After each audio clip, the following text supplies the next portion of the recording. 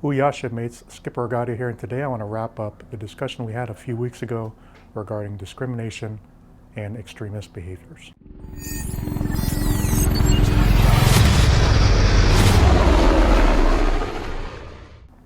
Before I dive deeper into this topic, I want to express my personal gratitude to each and every one of you for your service and dedication to this nation. Your country and I ask a lot of you, and you deliver each and every single day.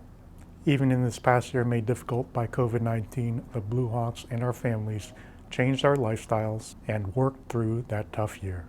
And as I've said in the past, your performance over the last few months of calendar year 2020 with the successful inspection results we had, and last month when all of our combat elements on the crew deck ships and the carrier element were underway, was absolutely awe-inspiring. Thank you. Last month we held a stand down while underway on our various ships to discuss discrimination and extremist behaviors. And since I wasn't able to address every work center and combat element, I just wanted to give you my perspective as your commanding officer to wrap up the conversations we had. For those of you who weren't aware, our strike group personally experienced 2 separate incidents where various symbols of hate and violence were anonymously left in living areas of 2 of our own strike group ships. So these issues are very close to home.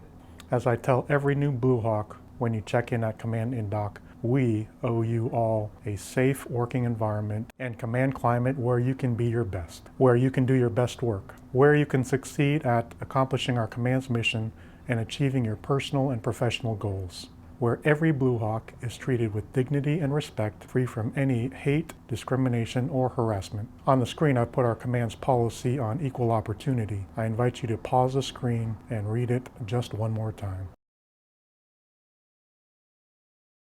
Our Navy and command policies are simple. There is 0 tolerance for any discrimination based on race, gender, sex, gender identity, sexual orientation, creed, ethnicity, or national origin.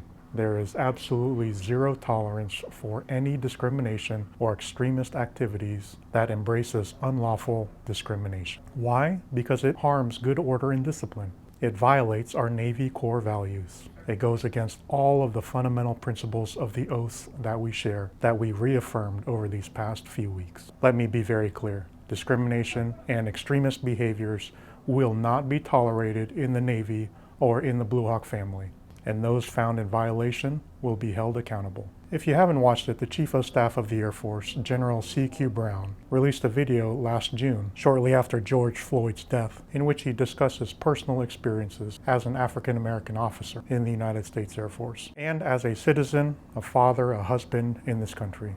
I'll put a link to that video in the YouTube card in the upper right hand of the screen and in the video description below. I encourage each of you to watch it if you have the chance. It's only a 4-minute video, but it's very eye-opening, especially coming from the most senior officer in the Air Force. And for someone like me who has had different experiences and has a different perspective based on my upbringing. I also want to emphasize that we all have a responsibility. We all have an obligation to report if we see or suspect any of these behaviors. Inform the chain of command, or the Command Managed Equal Opportunity, or CMEO Program Manager, Chief Petty Officer Elam, or her assistant, Petty Officer First Class Masong.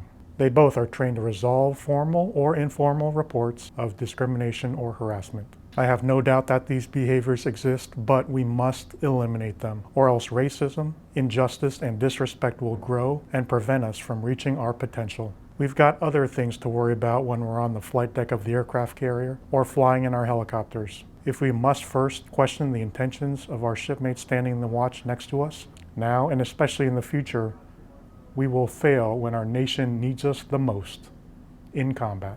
So be better. Demand from everyone that we treat each other with dignity and respect. That is how we will become a stronger Blue Hawk family. So take care of each other, shipmates.